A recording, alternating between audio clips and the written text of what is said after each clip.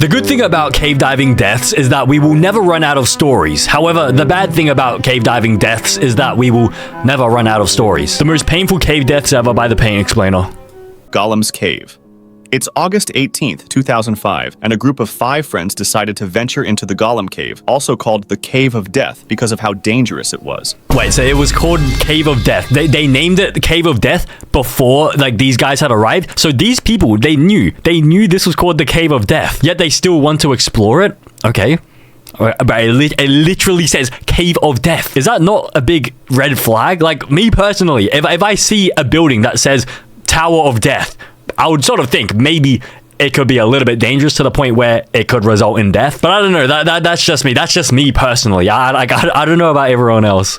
They reached the entrance at 3 a.m., and one of the friends decided to wait for the others outside. They encountered their first problem when actually trying to get in, as they had to crawl through a small pool of water. After that, there was a fork going left and right, and they chose left, which led them to another small pool of water. This seemingly innocent pool, however, actually led to another section of the cave through an underwater tunnel. The tunnel itself was really small, just 3 to 4 feet in diameter, and to get through it, you had to be completely submerged. This meant only one person at a time could go in, and they had to swim about 15 feet. One by one, they started plunging into the pool of water to reach the other side of the cave, and once they made it, they discovered a section with about 3 feet of airspace. But I assume the issue is that this pocket of air has like no more oxygen left, and even if there was oxygen in there, like it would only last a little bit, like with how many people? 4 people in there. But I mean, honestly, this is me. Like if I was forced to go on a field trip, like going cave diving with people, this would be me. I volunteer to stay outside. I'll guard the cave to make sure no lions or tigers go into the cave, even though there's no lions or tigers that live in my country.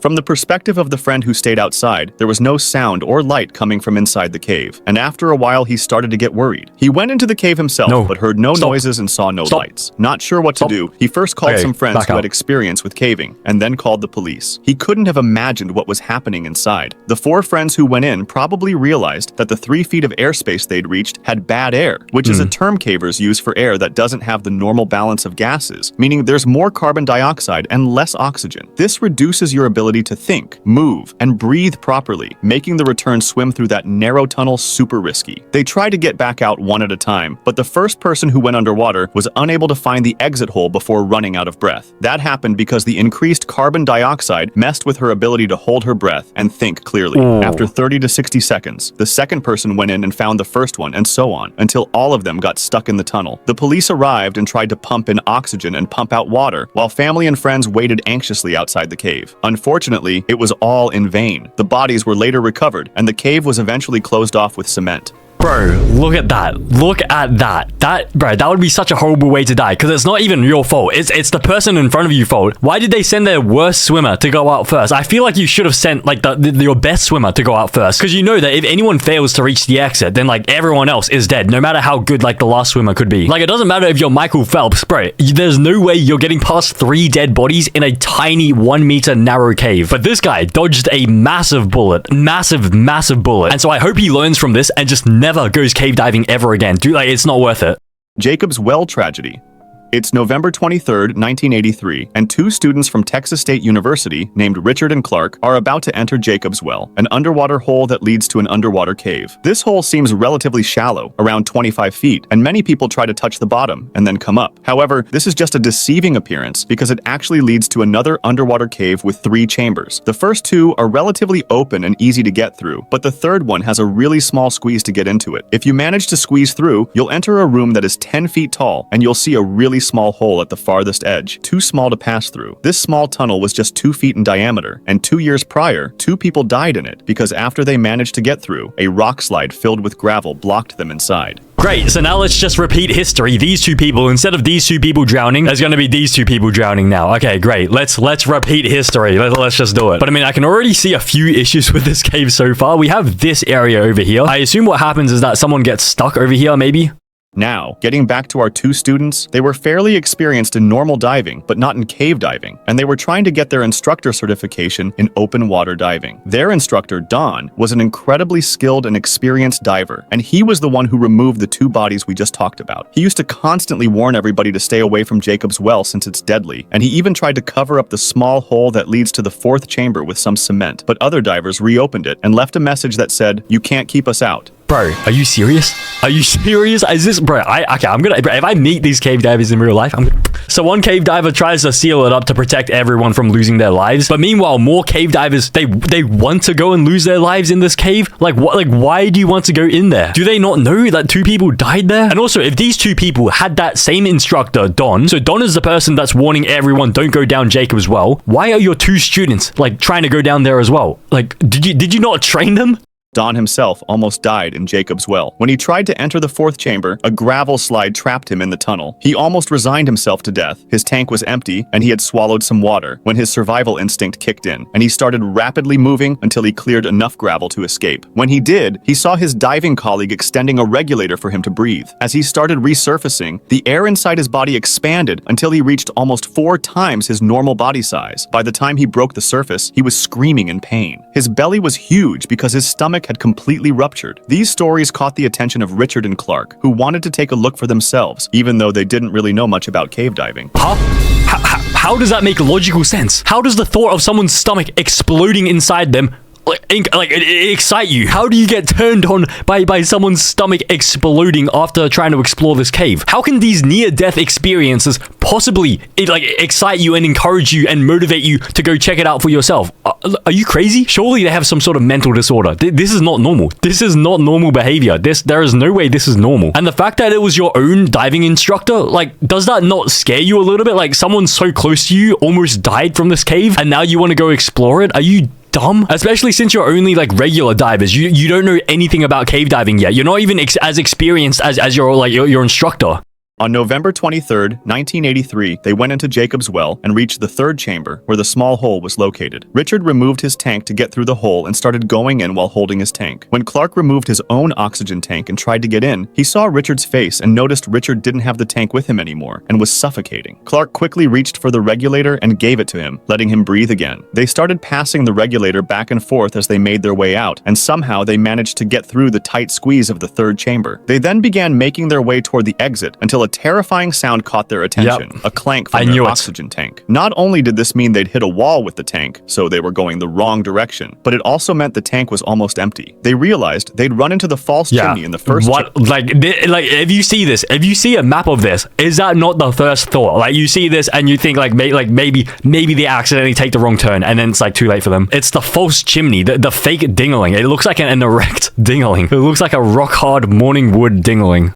A tunnel that looks like it leads to the surface, but is actually a dead end. Clark managed to swim back to the surface and gasped for air after covering an incredible 75 feet in a single breath. Unfortunately, the same can't be said for Richard, who remained behind and drowned. When Clark called the police for assistance, Don the instructor himself showed up and was stunned to see his students there. Bro, you're calling the police? What are the police gonna do? Your friend is dead already. Like, what are the police going to do? Are they gonna drive their police car straight into the water, start swimming down there? They're gonna convert their police car into like a submarine to like save him? But I mean, the fact that their instructor was the one like that had to pull up to the scene, yeah, bro, I can already guarantee, like, this guy, like, I can already imagine the disappointment from this guy. Like, he probably feels even more disappointed than like what my parents felt when I failed my piano exam when I was 8 years old. Mossdale Cave Incident. It was June 24th, 1967, and 10 cavers were about to enter Mossdale Cavern to help clear some of the deeper passages and map them out. The 2 leaders of the group had already explored this cave before, which reassured everyone else. This particular cavern was known for its tight spaces and the very few areas where a person could fully stand. After a few hours inside, 4 of the cavers realized how difficult the cave actually was and decided to return to the surface. Good idea. Great idea. This is what all 10 of the cavers should have done. Like, 5 seconds into the caving, they should have just turned around and just gone back out. If you value your own life, that's like that is what you should do. But I mean, if you want to die, if you like literally want to die, just go ahead, be my guest, just go ahead.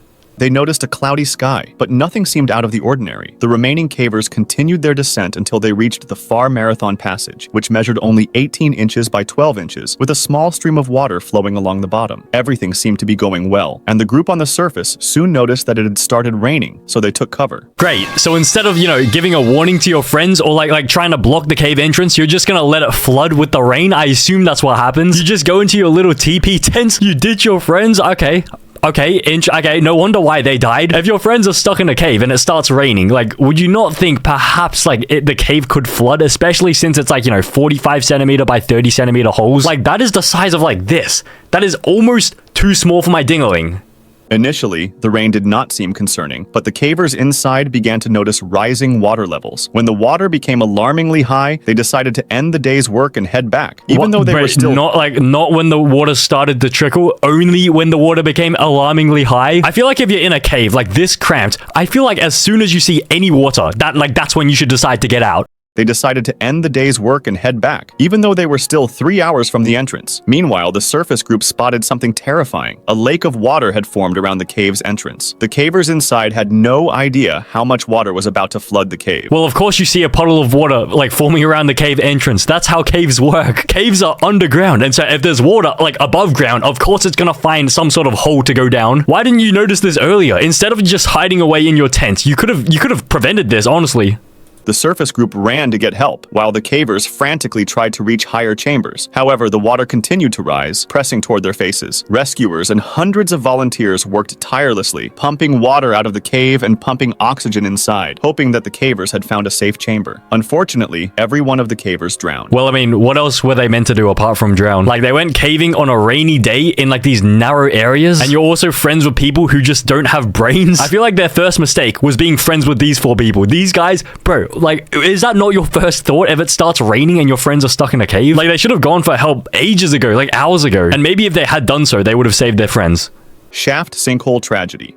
It was May 28, 1973, and a group of 9 diving experts had planned a dive at Mount Gambier's shaft sinkhole. This sinkhole had a unique feature. There was only a tiny opening leading to a cave with a lake 20 feet below. From this opening, a beam of light went down into the cave and onto the lake, which was extremely helpful for the divers' orientation. This beam was visible throughout most of the cave, unless divers ventured too deep into one of the 2 side branches. Everyone initially agreed that they would stay within a 200-foot maximum depth range, so they could remain in the main chamber and still see the guiding light. This was their only plan. On the second day, however, 4 divers planned to go to the western section of the cave, aiming for a depth of 250 feet, which would have been a new record. This was deeper than initially intended and posed a significant risk because, in 1973, divers were still using regular air cylinders rather than mixed gas tanks. For this reason, they had to be more cautious as they went downwards, because nitrogen narcosis might have settled in. As they went down, the increasing pressure would have pushed the nitrogen into the bloodstream, producing a state of consciousness that is similar to when people are drunk. Keep in mind that these divers were not very experienced in cave diving. Huh? But I thought you said at the start that they were like professional cave, like professional divers? 9 diving experts had planned a dive. 9 diving experts. And they're not experienced. How does that work? You are a diving expert who is not experienced. Isn't that like a bit of an oxymoron? We have 9 inexperienced diving experts. 9 inexperienced diving experts. This added even more risk to their plan. They started going downwards into the western section of the cave, and one experienced diver noticed that nitrogen narcosis was kicking in, so he immediately went back out. Good idea. Just get out of there. You shouldn't have been down there to begin with, honestly. Like, wasn't the plan originally to only stay within like 200 feet? But instead, you guys just directly go against the plan. You want to go down here into this dark little hole? Several of them followed him and went back to the surface as well, but 4 of them kept going, determined to set the record and get a quick look before resurfacing. After a minute or so, the group at the surface became concerned, realizing the 4 divers would soon exhaust their air supply. A few returned to the cave to find them, and they discovered a flashlight and a camera on the bottom, but no trace of the divers. There was a problem that we haven't yet mentioned: silt. The movements of the 4 divers stirred up the long settled silt into a sand cloud that would take a lot of time to settle back. This reduced visibility to less than an arm's length, removing any hope for orientation for the underwater divers. Without being able to see anything, oxygen running dangerously low, and nitrogen narcosis kicking in, the 4 divers drowned. I mean, is this really much of a surprise? Like, was there any room for a random curveball? Oh my god, they suddenly survived. A miracle, bro. Like, there's literally no room for a curveball. Because I assume what happened is that, like, when the silt started stirring around and they lost visibility, they had no idea which way was, like, up towards, like, the surface and which way was, like, even further down. So they probably thought they were going back up to the surface, but meanwhile, they were just going, like, even further down. But at least they got the new record. I think 250 feet. Their bodies are 250 feet underwater. Okay. I mean, was it really worth it? Like, what can you realistically get for setting the new record? Do you get this? You literally get a ribbon that says new record. Is it really worth it? It's literally a sticker. Unless it's like a scratch and sniff sticker. Like, I don't think it's worth it, honestly.